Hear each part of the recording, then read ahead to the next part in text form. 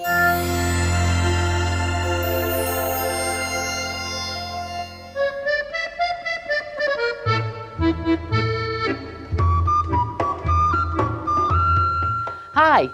I'm Lisa with PJ Library. What does your classroom look like if you are living Jewish values? In the first module, we covered steps 1 and 2, read the book and discuss Jewish values. Now we will cover step 3, imagine. Imagine how your centers reflect books and Jewish values. Just like in Module 1, we will continue using the example of Babi Isabella and the Sukkot cake and Hachnasat Orchim, welcoming guests.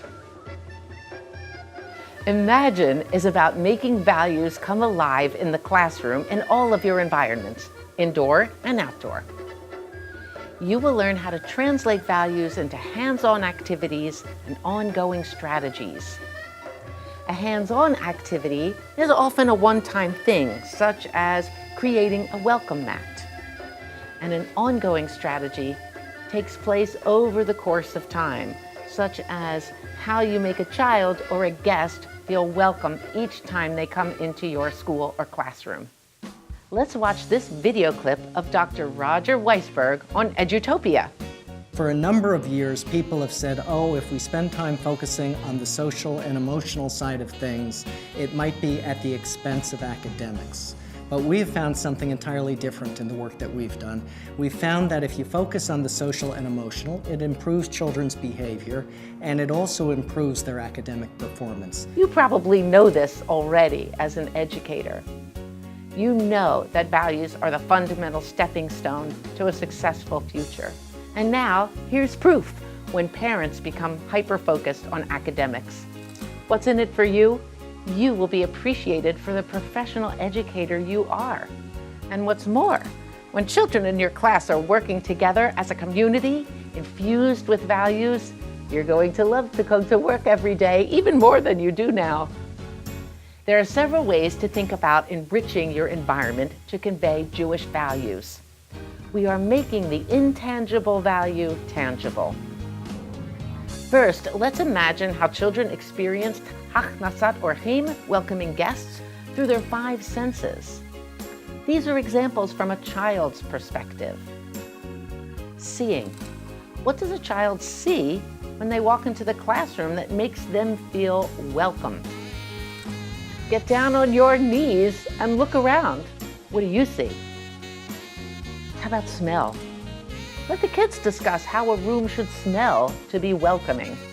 I was just at a conference and it took place in a very musty old building.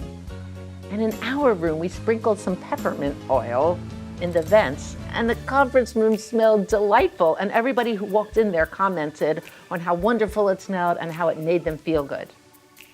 Hearing. Well, you could teach a welcome song. Here's one that teaches children how to look people in the eye and shake hands. And it goes like this. How do you do and shake hands, shake hands, shake hands. How do you do and shake hands, how do you do? You can do it with individuals in your class, such as, how do you do to Alex, and how do you do to Mirala? How do you do to the whole kita, the whole class? How do you do? Or you might sing this song every time a guest walks into the classroom, such as, how do you do, Mrs. Cohen? Nice to see you. Welcome to our classroom. How do you do? Take a moment to think about the other senses that we didn't mention here and how you will incorporate them. Now let's talk about your centers. How do children play with the concept of welcoming guests? What inspires curiosity or conversation about this idea? Imagine your different centers. The dramatic play area. Have objects to set out a welcoming Shabbat table. Social studies. Perhaps you'll have pictures of all the guests who've ever visited the classroom and what they came to do. Or record children's ideas on welcoming guests to their home. In your math center, you might keep track of the number of guests and when they come. Maybe there's a way to graph that as well. Now let's imagine classroom strategies. things that you can do in an ongoing way in your classroom. Some of them we just mentioned, such as welcoming guests and keeping a record of everyone who's visited your classroom, or have a greeter as part of your job chart. The job chart is a very important part of your classroom, as I'm sure you know, and when you have a job that is authentic, such as welcoming people to your classroom, it really helps children feel that they are taking responsibility in the ongoing life of their community. You might have a class photographer, someone who has to take a picture of each guest as they come in. So make sure to invite guests so these people have a job. When I went to visit a classroom in Rhode Island, I was welcomed by two children who got up immediately and said, "Welcome to our classroom. Let's take you on a tour of what's happening today." And they went from center to center and showed me, these children are working on puzzles, these children are having a snack. And I can tell you, I really felt welcome in their school. We have some online resources for you to inspire your ideas. We have Pinterest pages, and our boards are categorized by Jewish holiday as well as values. So make sure you look up Hachnasat Orchim, welcoming guests. For other ideas, look in the resource guides. We take a lot of time to consider the ways in which you might change what's in your centers in order to inspire children's curiosity.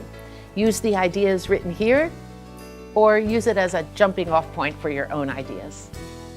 Let's review what we learned in this module. We learned how to live a Jewish value in the classroom. As children are learning Jewish values, they're gaining social, emotional intelligence. We explored 3 ways to convey a Jewish value within your environment. First, to think about the 5 senses. Second, to add activities into each learning center. And third is to consider ongoing strategies to incorporate the value into the life of your classroom. Here's today's action for Imagine. Find the Imagine Planning worksheet and fill it in with ideas for teaching about welcoming guests in your classroom. The worksheet has a place for you to imagine what you will put in your centers, as well as your ideas for everyday strategies and even the 5 senses. Take a picture of one of your values-rich centers and send it to us, or post it on our Facebook group so that we can all learn from you. Our 3rd module will cover engaging the families. After our 3rd module, there will be an opportunity for feedback, printing a certificate, and earning a bookshelf of books for your school. Until next time,